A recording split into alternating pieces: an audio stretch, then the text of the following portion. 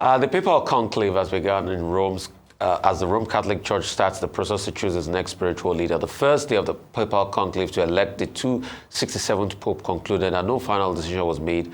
Wednesday evening, black smoke began bellowing out of the chimney above the Sistine Chapel, indicating that the gathering cardinal had not elected a new pontiff. So joining us now to give us updates on the papal conclave is Arise correspondent Judita DaSilva. Judita, great to have you. Talk to us. Black smoke. We've not seen the white one yet. It's the white one we're looking for. Talk to us about the intrigues, the politics, the appropriation going on with the Kamalengo and everything going on out there. Yes, indeed. So it was pretty much expected that it would be black smoke after the first vote, because the process is on the first day, you have one vote, and every subsequent day there are up to 4 votes. And so as of today, there was a mass at 8 a.m. for the conclave, the cardinals in the conclave, and then from 8:30 they went into the first vote of the day. There will be 2 before lunch, then they break for lunch, and another possible 2 if they don't get to that point where whoever they elect gets a two-thirds majority, which is 89 votes out of the 133, and then they are voted. They're going to be voted the next pope. At the moment, what's probably going to be happening, because you have this unprecedented, diverse and large group, which has made it more democratic, because of the 133, Pope Francis brought in 108 of them from all far-flung places in the world. You have even remote areas like East Timor, Mongolia, Iran, that have been newly introduced with cardinals. They all have a say and they have a vote. So now it's a period of people getting to know what potential candidates are about. And most people have said the heir apparent in quotes would be Pietro Parolin, a 70-year-old, the Vatican Secretary of State. He's held the position since 2013. He's seen as a moderate. He's in that sweet spot age, because ideally what they want is someone between the late 60s to mid 70s. Again, anyone over the age of 80 is not allowed to, is no longer qualified, which is why 4 of our cardinals in Nigeria couldn't be involved or in the running. But if you're in that sweet spot, because they say they don't want anyone younger, because they don't want to have another 30 years of the same pope. So they want you in that sweet spot towards the mid-70s. So we're looking at possibly Pietro Parolin, but he's a moderate. The other close contenders will be the more progressive, which would be Antonio Luis Tagle from the Philippines, or another moderate who's seen as Pier Battista Pizzaballa. So at the moment now, everyone's just going to be jostling to see who can sway the largest bank of votes to get them to do it. But then you cannot be seen to lobby. You cannot be seen to want the position, because they say the greatest pope is a man who does not want the job, because it isn't an easy one. I love it. I love it. Judita, do you think today is going to be another long day? Because I was watching some of the footage from yesterday, and you had people who got there from morning and were hoping that, they would see smoke at any time until, of course, the black smoke came out in the evening. What are your predictions? Is today another long day of anticipation, only to end with more black smoke? I predict that this might be a longer one. In the past few popes, they've kind of been elected in 4 to 5 votes, so 2 to 3 days. This might go on a bit longer, purely because there are so many opinions to sway. And when you have that large bank of people, they will flock to different candidates, and then you will struggle to get that 89 votes or the 2/3 majority. But the key is a thing called the congregazione, which are private conversations where they just discuss theology.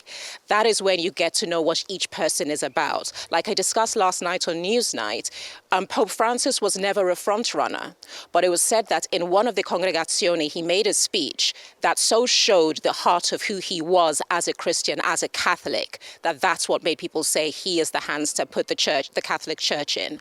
So this is what is going to be important, because over the course of a few days, the closer you are in quarters, frustrations might set in, fatigue might set in, and also the weight of what they have to do. This is is the most important ecumenical and doctrinal decision that they will ever have to make in their lives. So they take it very seriously. And who you choose is in the job until they die. And when you think about the kind of significance of the flanking bookends of the words the church gives you, from extra omnis, when they set everyone out of the conclave for just the cardinals to be locked in, to habemus papam, we have a pope.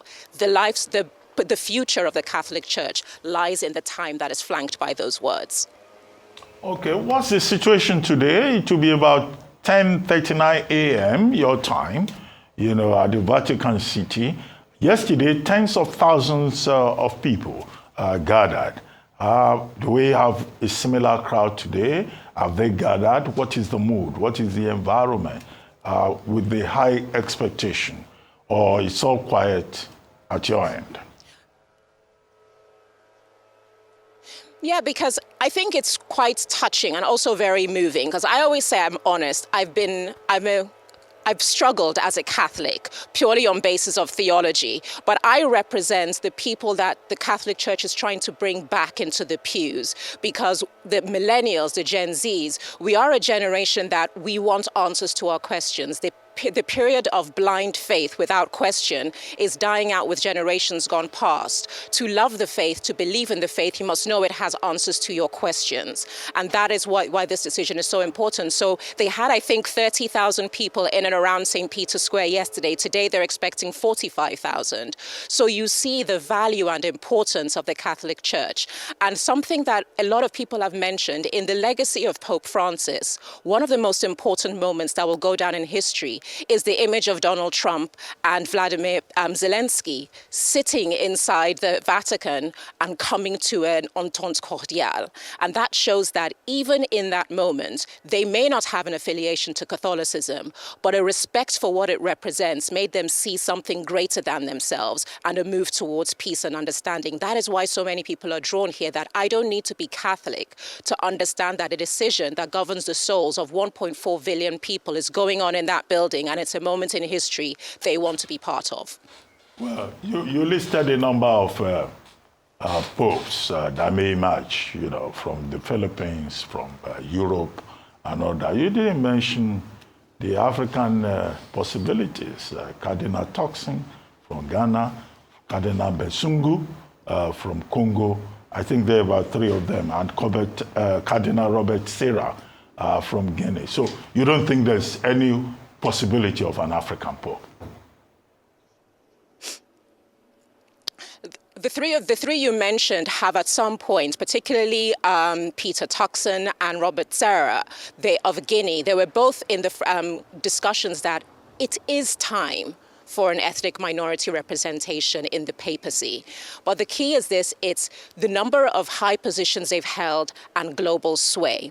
Because what they need is someone who can actually has a foundation base of a large population of people, but also the diplomacy to sway the rest of the world. And that is why Africa is not there yet. Look at someone like Cardinal Okpaleke. They said that if he can get more time in the position and have more of a global reach, Nigeria is a country with a 19 million strong Catholic population.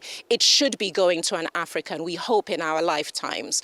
But at the moment, they don't have the global reach necessary. That is what the difference is between Cardinal Tagle and from the Philippines, who is the leader of it's a 100 million population in the Philippines, 80% are Catholics. The Filipino community around the world is on tenterhooks because they believe that the papacy is also something of national pride. We saw when John Paul II became Pope, Polish influx of attendance in Vatican City, in Rome, in the church increased.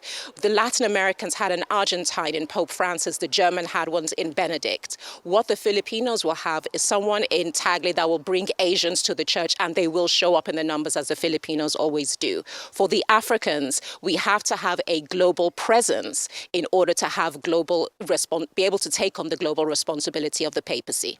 Okay, thank you, Judita, and thank you for mentioning Cardinal Okpaleke, the Bishop of Equilobia, who is also part of that conclave. We would have loved to have a Nigerian becoming the Pope, but I get your point. Thank you very much.